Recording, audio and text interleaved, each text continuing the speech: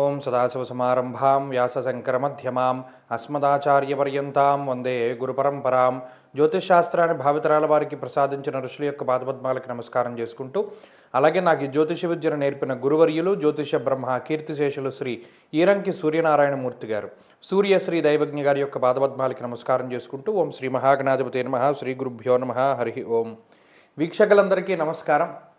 మార్చి నెల 8వ తారీఖు లగాయితూ మార్చి 14వ తారీఖు వరకు ఉండేటువంటి గ్రహగతుల ఆధారంగా ద్వాదశ రాశుల వారికి ఈ వారం ఏ విధమైనటువంటి శుభాశుభ ఫలితాలు కలగబోతూ ఉన్నాయో ఈ కార్యక్రమం ద్వారా తెలుసుకుందాం. అందులో భాగంగా ఈ వారంలో ఉండేటువంటి గ్రహస్థితిని గమనిస్తే, ఈ వారంలో గురువు మిథున రాశి యందు సంచరిస్తూ ఉన్నారు, సింహరాశి యందు కేతువు, కుంభరాశి యందు రవి, కుజ, బుధ, రాహుగ్రహాలు, అలాగే మీనమందు శనేశ్వరుడు, శుక్రుని యొక్క సంచారం కొనసాగుతూ ఉండగా, చంద్రుడు ఈ వారంలో తుల, వృశ్చిక, ధను రాశుల యందు సంచరించబోతూ ఉన్నారు. ఇటువంటి పరిస్థితుల్లో ద్వాదశ రాశుల వారికి ఏ విధమైనటువంటి ఫలితాలు కలగబోతున్నా తెలుసుకుందాం. అందులో భాగంగా మొదటిది మేషరాశి. మకర రాశి వారికి ఈ వారం మధ్యస్థమైనటువంటి ఫలితం గోచరిస్తూ ఉన్నది. పోయిన వారంలో గ్రహణం తాలూకు చెడు ఫలితాలని ఈ రాశి వారికి మనం చెప్పినప్పటికీ కూడా అది గ్రహణ గోచారము, దాని ఫలితమే కొంతకాలం ఉంటుంది.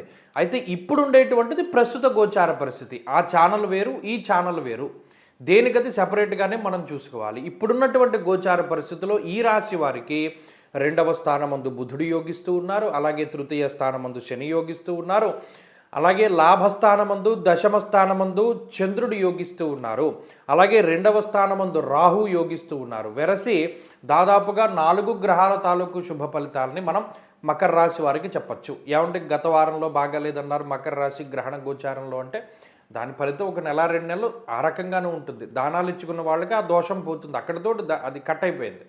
ఈ వారంలో మనం కొత్తగా ఈ గోచార పరిస్థితులు ప్రభావాన్ని చూపిస్తాయి. మరలా మన జీవన విధానం మనదే. 2వ స్థానమందు ఉండేటువంటి రవి ఏమిస్తారు? ధనస్థానగతే సూర్యే ధనవాన్ సౌఖ్యహీనవాన్ అన్నారు. డబ్బు ఉంటుంది మకర రాశి వాళ్ళకి, సుఖం ఉండదు. అంటే మన దగ్గర ఉన్నటువంటి డబ్బు వల్ల సుఖపడేటువంటి యోగం అనేటువంటిది చాలా తక్కువగా ఉంటుంది, అది ఎక్కువ మందిలో కనబడుతూ ఉంటుంది. అసహనం ఉంటుంది, అసంతృప్తి ఉంటుంది. ఎవరా మనం ఇంత డబ్బు ఖర్చు పెట్టినా మనకి ఇలా ఫలానాది మనకి జరగలేదేమిటి అనేటువంటి బాధ ఉంటూ ఉంటుంది. మన మాట నెగ్గలేదు అనేటువంటి పరిస్థితులు ఉంటాయి. ఎంత గట్టిగా చెప్పినా, ఎంత సామరస్యంగా చెప్పినా, సామదాన భేద దండోపాయాల్లో ఏది చెప్పినా వీళ్ళు మారట్లేదు, మన మాట నెగ్గట్లేదు అనేటువంటిది మాత్రం వీళ్ళ దగ్గర ఉంటుంది. అంటే కొంత అసంతృప్తి ఉంటుంది జీవితంలో. అది కూడా మకర రాశి వారిలో మనం ఈ వారంలో చూడవచ్చును.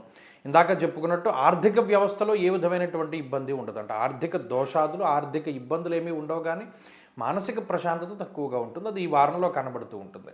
అయితే తృతీయ స్థానస్థిత శనేశ్వరుడు నూతన గృహ ఆరంభాన్ని కానీ నూతన గృహ ప్రవేశాన్ని కానీ సూచిస్తారు. అంటే కొత్త ఇళ్లను కట్టుకోవడము, కొత్తగా కట్టినటువంటి ఇళ్లలోకి మనం వెళుతూ ఉండడము, లేదా జీవితాన్ని నూతనంగా ప్రారంభం చేస్తూ ఉండడం ఇత్యాది విషయాల్లో మకర రాశి వారికి అనుకూలిస్తారు.